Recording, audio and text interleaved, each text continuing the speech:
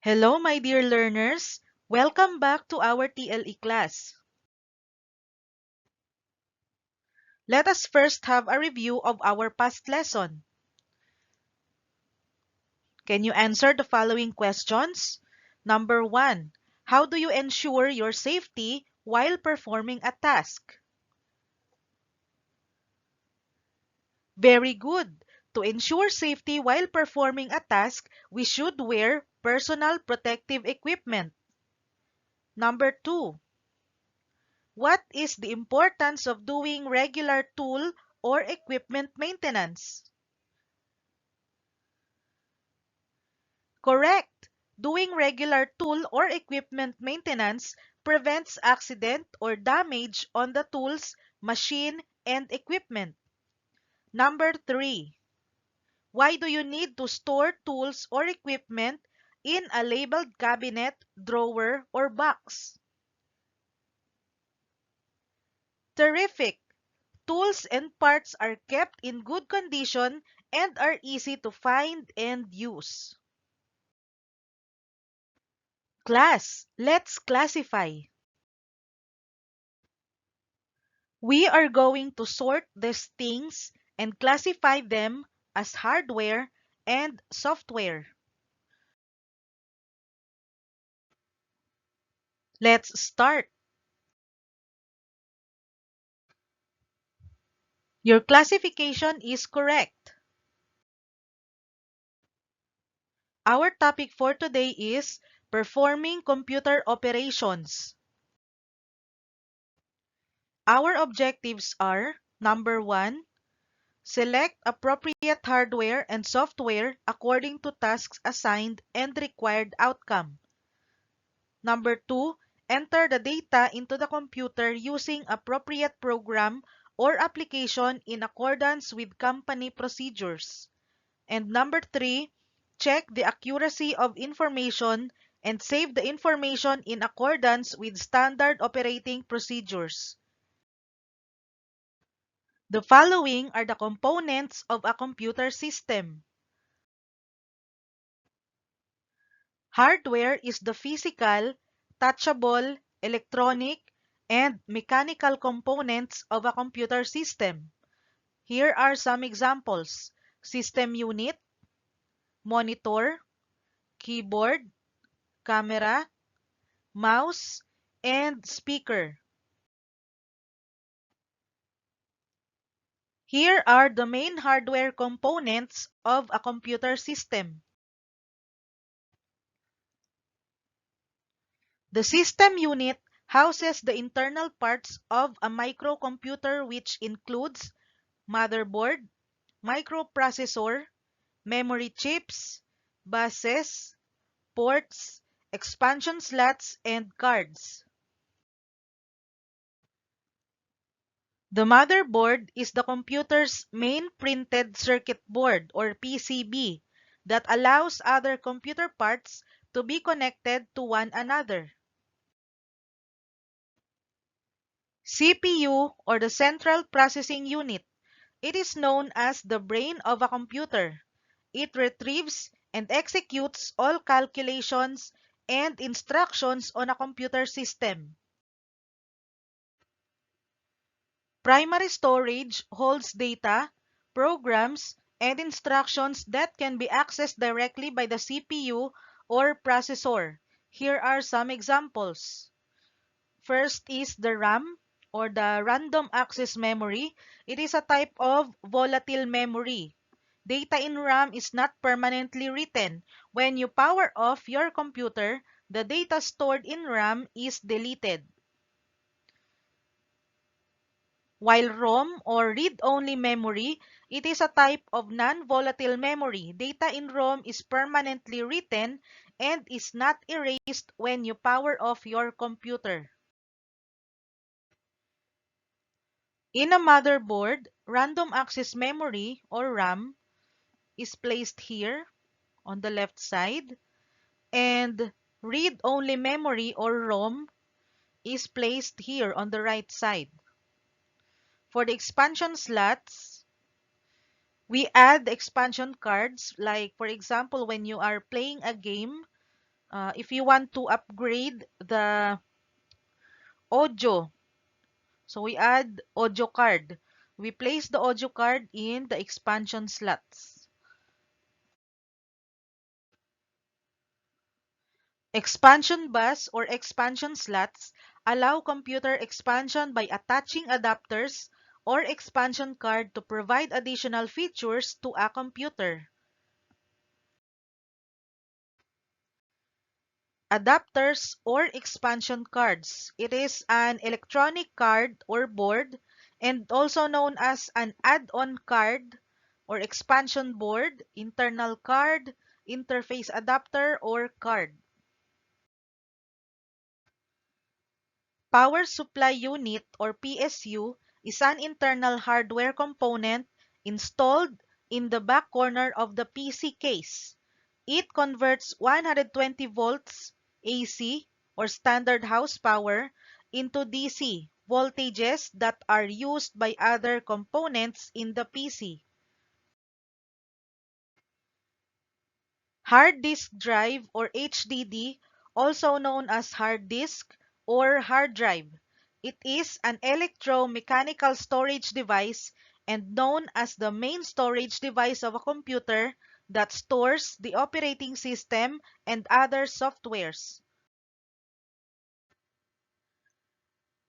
Solid-state drive or SSD.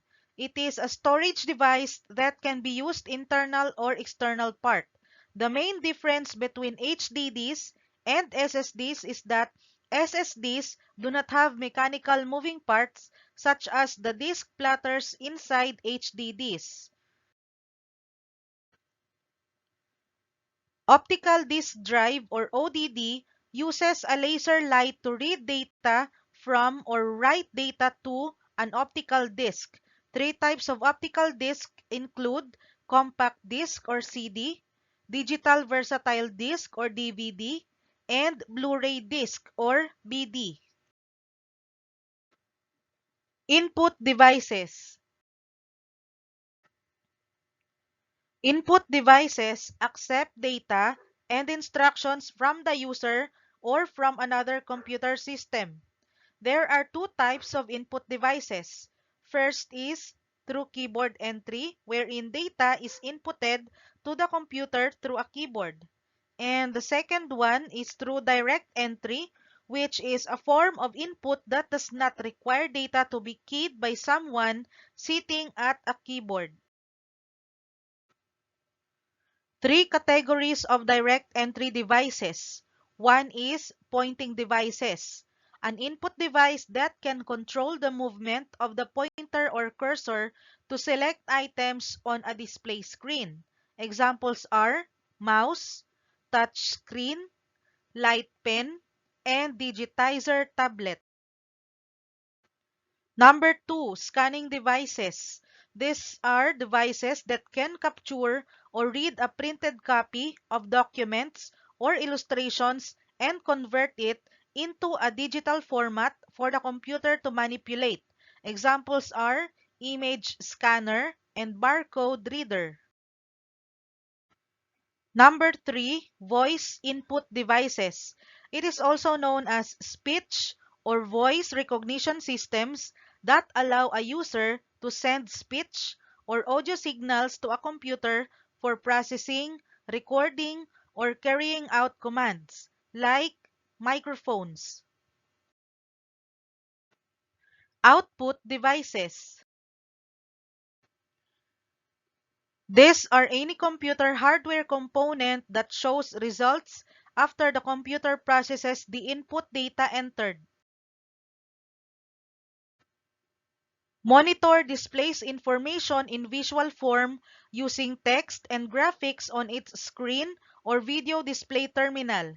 There are three types of monitor: cathode ray tubes or CRT, liquid crystal display or LCD, and light emitting diode or LED.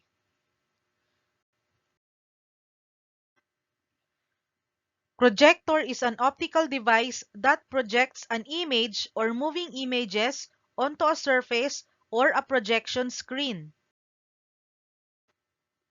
Smartboard, also known as interactive whiteboard. It is a display screen that has a touch-sensitive transparent panel covering the screen, which is similar to a touch screen. Printer is a device that allows text or illustration on a computer to be printed on paper. Speaker or headset is a device that provides sounds as an output data of a computer. It allows user to listen to music or hear the sound from a computer. Ports are external connecting sockets on the outside of the computer. A cable is usually two or more wires running side by side and banded, twisted, or braided together to form a single assembly, but may also refer to a solid, heavy cord. Let us now proceed to software. It is the set of instructions, or also called a program, that guides the hardware to operate effectively. There are two main types of software. A system software is any software required to support the production or execution of application programs, but which is not specific to any application. Application softwares are designed to help the user to perform singular or multiple related tasks. The following are some examples of application software: word processing software, spreadsheet software, database management software, graphic software, and many more. Let us now proceed to peopleware or liveware. It is simply the user of a computer. Before a computer actually works, it requires the computer user to push a switch button, press on a key, or click on a button. This makes the computer user an important part of a computer system.